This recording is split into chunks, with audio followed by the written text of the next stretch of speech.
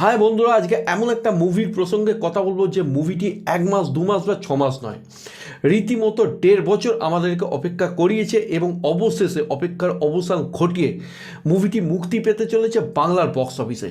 এই মুভিটি কি পারবে বক্স অফিসে নিজের শিক্ষা জমাতে?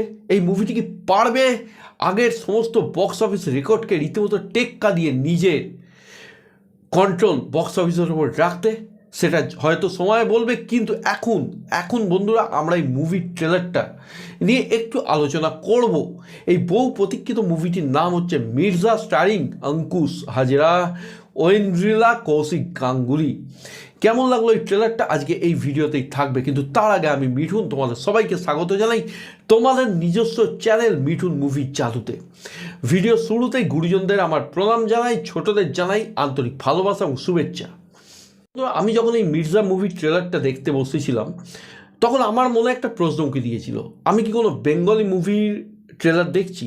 কারণ বেঙ্গলি মুভির যারা প্রডিউসার, যারা ডিরেক্টর আছেন, তারা কিন্তু এখনকার দিনে একটাই কমপ্লেন করে থাকেন, বেঙ্গলি মুভিতে বাজেট নেই এবং সেই জন্য ভালো কমার্শিয়াল মুভি বানানো কখনোই সম্ভব নয় আজকের দিনে বেঙ্গলি মার্কেটে। কিন্তু সেই সমস্ত ডিরেক্টর, সেই সমস্ত প্রডিউসারকে রীতিমতো কিন্তু জব দিয়ে দিয়েছে মির্জা মুভিটি এখনও মুক্তি পায়নি, মুভিটি ঈদে আসবে, কিন্তু একটা মুভি কেমন হতে চলেছে তার কিছুটা আভাস অন্তত ট্রেলার দিয়ে দেয়।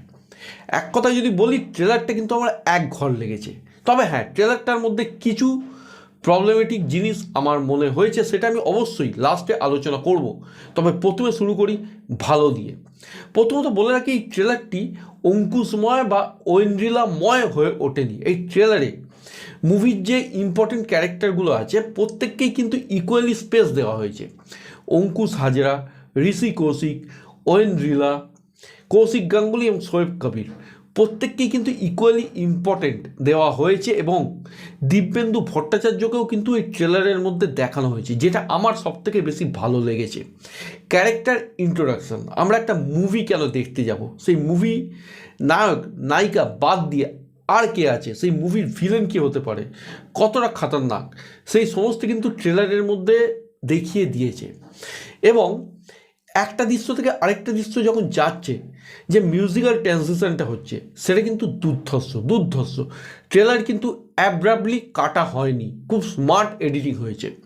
এই মুভির যিনি ডিরেক্টর সুমিত সাহিল, তিনি কিন্তু বেসিক্যালি গুজরাটি, এবং যিনি অ্যাকশন ডিরেক্টর তিনিও কিন্তু নন বেঙ্গলি। তিনি বেসিক্যালি অজয় দেবগনের সঙ্গে কাজ করেন। অজয় দেবগনের ভুজ, তানাজি এবং ভোলা মুভির অ্যাকশন ডিরেক্টর উনি মিস্টার আর.পি. যাদব।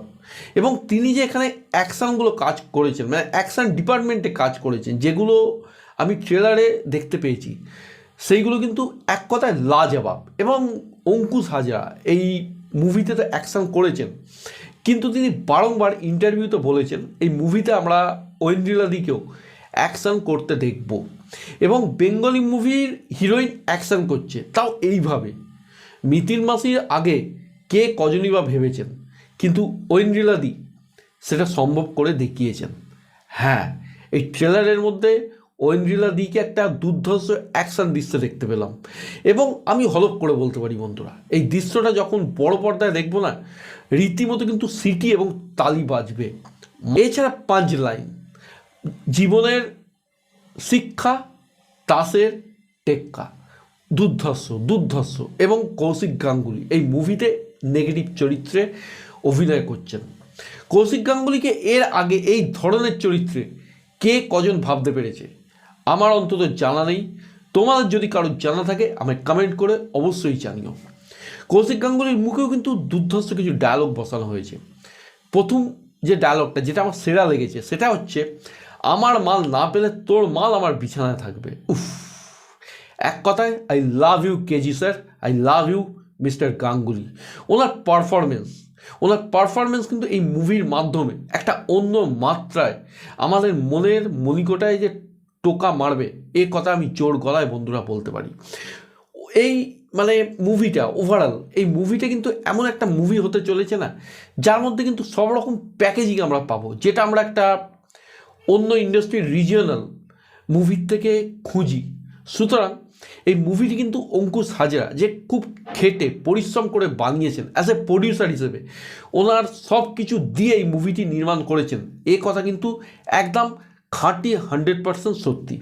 এবং মুভির ট্রেলারের প্রতিটা পরতে কিন্তু সেটা দেখা যাচ্ছে বন্ধুরা, প্রতিটা পরতে সেটা দেখা যাচ্ছে। এবং অবশ্যই শেষের চমকটা, আমরা রোলেক্সের চমক নিয়ে কথা বলি বিক্রম মুভিতে, এবং এই মুভিতেও কিন্তু এইরকম একটা চমক দিয়েছেন, একটা ক্যামিও। কার ক্যামিও হতে পারে তোমরা কি কোনো গেস করতে পারছো?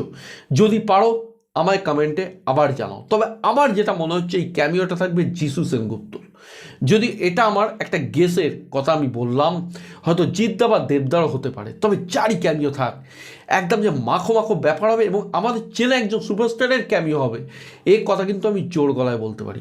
বন্ধুরা এক কথায় যদি বলি, একটা ভালো কমার্শিয়াল মুভি কিন্তু এই ঈদে আসতে চলেছে, যার নাম মির্জা, যার মধ্যে মাসির ডায়লগ আছে, যার মধ্যে অ্যাকশন আছে, যার মধ্যে খতরনাক ভিলেন আছে, যার মধ্যে দুর্ধর্ষ হিরো আছে, সুইট বাট ডেঞ্জারাস হিরোইন আছে।